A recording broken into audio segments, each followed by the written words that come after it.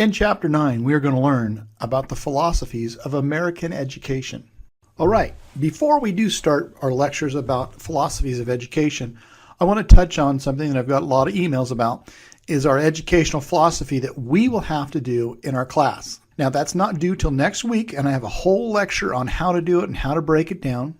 And what we're going to do is it has to be no longer than 2 pages double spaced. Okay, I've kind of adjusted it. 2 pages double spaced. I don't want single space that goes on forever. And there's a button on the screen now that you can go and look at some more of the guidelines. Here's the process. On the next slide, you're going to see how to turn it into your group. I've assigned everybody to a group. By the end of starting next chapter 9, so it'll be next Wednesday after chapter 9's due, you will have 7 days to get it turned in. And then you'll have another 7 days to make comments and read everybody else's work. And then after that, we'll turn it in for good. So on the next slide, you're going to see how to turn your drafted paper into the group to read. Now, when I say the word draft, doesn't mean you don't spell check it. It's not like, it's like ready to go, but I'm going to get some help on it. So make sure you're fair to your fellow students. And yes, you do have to make comments on everybody in your group. I think the largest group has 7 and the smallest group has 6 people in there. If somebody does not turn it in, you can't make a comment on it. All right, so I'm going to have on the next slide, we're going to have how to turn it in, and then we'll start lecturing.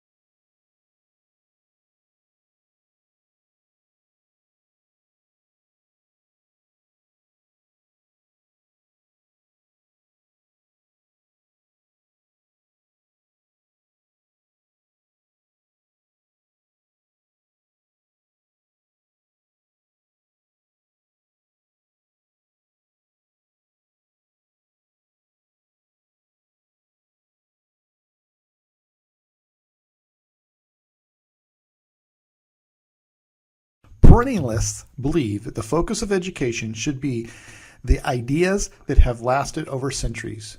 They believe that the ideas are as relevant and meaningful today as they were when they were written. They recommend that students learn from reading and analyzing the works by history's finest thinkers and writers. Perennialist classrooms are often centered on the teacher in order to accomplish the goals. The teachers are not concerned about the students' interests or experiences. They are teaching methods and techniques that have basically been believed to be beneficial over time to discipline the students' minds. Perennialist curriculum is universal, and it's based upon their views that all human beings possess the same essential knowledge or same essential nature. Perennialists think that it is important that we think deeply and analytically and flexible and using our imagination.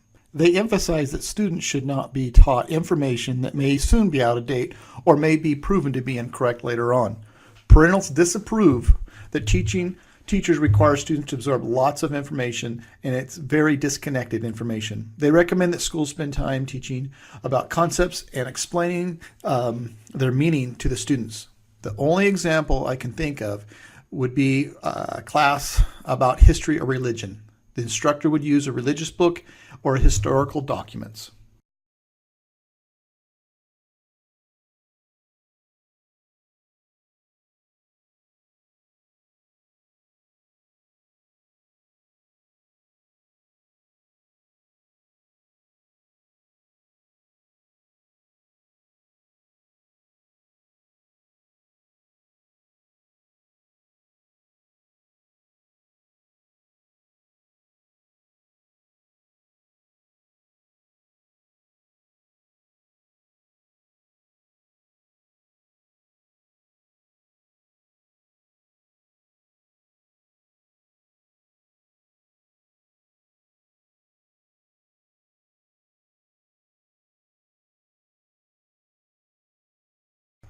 Essentialist tries to instill all students with the same essential or basic knowledge and skill set that develop their students. Essentialists believe that the teacher should embody basically traditional moral values, virtues, and in the long run, basically consideration of others, intellectual property. It's basically students need to become model citizens. The foundation of essentialist curriculum is based upon traditional disciplines such as math, natural science, history, foreign language, and literature. Essentialists frown upon vocational courses. Before you figure and say that, hey, this sounds like our system in K-12 or high school that we have now, in the essentialist system, students are required to master a set body of information and basic techniques for their grade level before they can be promoted to the next higher grade level. That does not exist in our traditional system. Essentialist believes, or they'll argue, that the classroom should be teacher-oriented. The teacher should serve as the intellectual or the moral role model for the class. The teacher or administration decides what is the most important for the student to learn with little regards for student interest whatsoever. The essentialist classroom is centered on students being taught about people, events, ideas, and institutions that have shaped America's society. Essentialists hope that when students have left the school, they will not only possess basic knowledge and skills, but they will also have disciplined, practical minds capable of applying this learning in the school in the real world. Students are asked to sit in rows and are taught in masses. The students would learn maybe passively by sitting in the desk and listening to the teacher. An example would be a lecture based on the introduction of classes taught at the university. So a biology class in a large lecture hall, a large quantity of students sitting and taking notes in the class. They hold over 100 students. They take introductory level courses in order to introduce them to the concepts. English 1A, English 101, English 102 are kind of essentialism classes.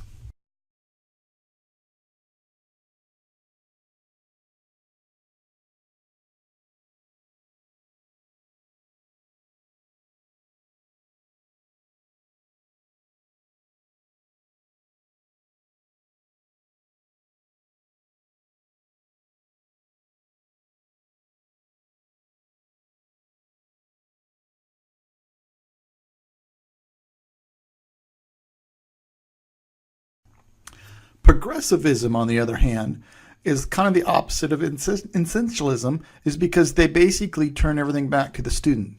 Progressivism believes that the individual progress and change are fundamental to one's education. Believing that people learn from what is considered most relevant in their life, progressivism centers their curriculum on the needs, experience, interest, and abilities of the student, not the teacher. Progressivism, or teachers who use this method, try to make classrooms interesting, useful by planning lessons and provoking curiosity. School and students are actively engaged and actively learning. The student interact with one another and develop social qualities such as cooperation, tolerance for different points of view. In addition, students solve problems in the classroom similar to those they will encounter in the real world. So now, instead of just preparing them with knowledge and hoping they'll get the real world and be able to apply it, it's the converse. Progressivism is going to take you into the real world and give you problems, and at the same time teach you that knowledge.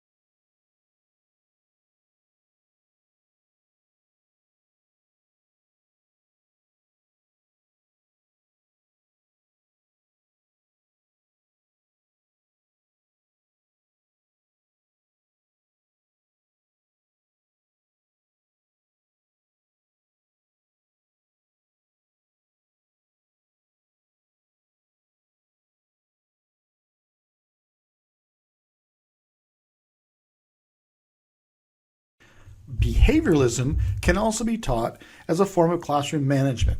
Behavioralists believes that humans are being shaped entirely by their external environment.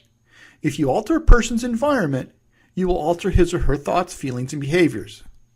The system is also based upon rewards and punishments. Behavioralists believe that if a teacher provides positive reinforcement or rewards whenever a student performs a desired behavior, they will learn to perform the behavior on their own. We kind of do this with grades. We do this with rewards. My elementary school my kids go to, they get certificates. Everybody's always trying to go to the next level, okay? An example of a behavioralist is when the teachers reward their classroom or certain students with a party or a special treat at the end of the week for good behavior. Okay, the same concept is used with punishment. The teacher can take away privileges. Okay, so it's kind of a behavioralist, but it's also what they said earlier. It's a classroom management skill as well.